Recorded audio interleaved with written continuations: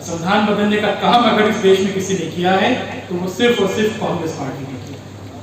सबसे कम संविधान में संशोधन माननीय मोदी जी के नेतृत्व में हुई। भारतीय जनता पार्टी के प्रदेश अध्यक्ष चौधरी भूपेंद्र सिंह सोमवार को मुरादाबाद पहुंचे। उन्होंने पंचायत भवन में आयोजित डॉक्टर भीमराव रामजी अम्बेडकर सम्मान समारोह और संगोष्ठी कार्यक्रम में बतौर मुख्य अतिथि भाग लिया। कार्यक्रम के दौरान उन्होंने बाबा साहब के विचारों को याद किया और समाज में समरसता और समानता की दिशा में कार्य करने का आह्वान किया। चौधरी भूपेंद्र सिंह ने एक देश एक चुनाव की पुरजोर वकालत की। उन्होंने कहा कि ये देशवासियों के लिए बेहद आनंददायक क्षण होगा जब देश में एक सा चुनाव होंगे। उन्होंने कहा कि बार बार चुनाव होने से न सिर्फ आचार संहिता के चलते समय की बर्बादी होती है। महिलाओं को 33% आरक्षण देने का काम हुआ।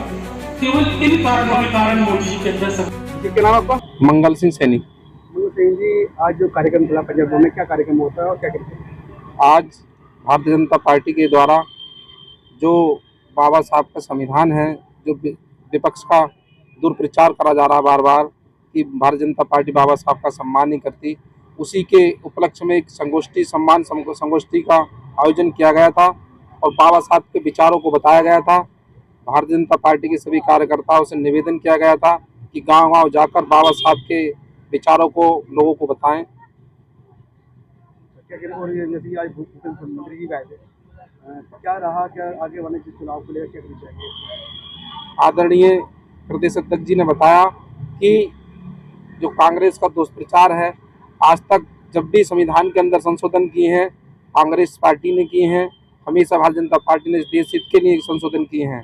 कोई भी आज तक ऐसा संशोधन संविधान के अंदर भारतीय जनता पार्टी ने नहीं किया जिससे इस देश का हित हो। हर समय देश के हित की बात करती है पार्टी और आगामी चुनावों को लेकर देखिए बड़े आदरणीय प्रदेश अध्यक्ष जी का जो आदेश होगा वो मान्य होगा। आज मुरादाबाद पंचायत भवन में भारत रत्न डॉक्टर भीमराव अम्बेडकर जी के सम्मान में संगोष्ठी का आयोजन किया गया था, जिसमें हमारे मुख्य अतिथि के रूप में अभिनव प्रकाश जी जो दिल्ली यूनिवर्सिटी में प्रोफेसर हैं वो आए थे और रामाशंकर कठेरिया जी जो पूर्व केंद्रीय मंत्री हैं वो भी आए थे और माननीय प्रदेश अध्यक्ष चौधरी भूपेंद्र सिंह जी भी आए थे, जिन्होंने बाबा साहब के सम्मान में जो भारतीय जनता पार्टी ने कार्य किए हैं उनके बारे में विस्तार से अवगत कराया। जैसे कि भारतीय जनता पार्टी के द्वारा बाबा साहब से अपलिटेड 5 तीर्थ स्थल बनाए हैं, घोषित किए हैं और वहाँ पर कई सौ करोड़ रुपया लगाकर उसका विकास किया है।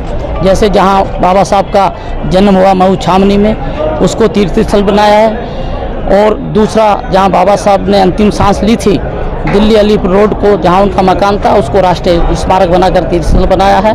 और यही नहीं, जहाँ बाबा साहब ने दीक्षा ली थी बौद्ध धर्म की नागपुर में, उसको भी तीर्थ स्थल घोषित करके उसमें भी करोड़ों रुपए लगाने का काम किया है। और जहाँ बाबा साहब की अंत्येष्टि हुई थी चैत्य भूमि मुंबई में, उसका भी विकास करके उसको तीर्थ स्थल बनाया है। क्या संदेश देने की कोशिश? इसलिए संदेश ये देने की कोशिश की जा रही है कि जो कांग्रेस और समाजवादी पार्टी गुमराह कर रही है कि बीजेपी जो 2024 के चुनाव में रूमर फैलाई थी कि भारतीय संविधान को ये ख़त्म करेंगे, और मैं बताना चाहता हूँ यदि भारतीय संविधान को सबसे ज़्यादा कमज़ोर करने का काम किया है तो कांग्रेस सरकार ने किया है। 106 बार संशोधन हुए हैं, उनमें से अकेले कांग्रेस ने 75 बार 90 बार संशोधन किए हैं और भारतीय संविधान को कमज़ोर करने का काम किया है। और जो पीडीए बात कर रही है आज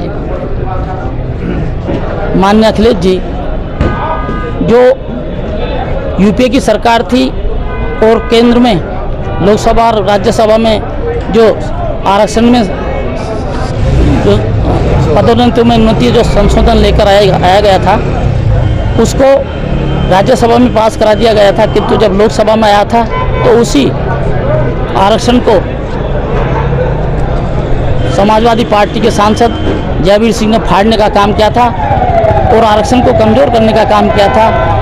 और जो एसडीएम थे वो तहसीलदार बन गए थे हमारे एससी के लोग, और जो सीओ थे वो इंस्पेक्टर बन गए थे। इसी प्रकार से सभी को बहुत बड़ा नुकसान हुआ था। वो सिर्फ समाजवादी पार्टी की और यूपीए की सरकार की वजह से हुआ था, वो बिल पास नहीं हो सका। अगर कांग्रेस पार्टी और यूपीए चाहता, समाजवादी पार्टी चाहती तो उनका बहुमत सा उस बिल को पास कर सकते थे, और जो अनुसूचित जाति के कर्मचारियों का जो बड़े पैमाने पर नुकसान हुआ था, पदोन्नति से अवनति हो गई थी, वो नहीं हो पाती। तो इसलिए जनता उसको भूलेगी नहीं, अब गुमराह नहीं होगी। इसलिए आज इन सारी बातों को बताया गया।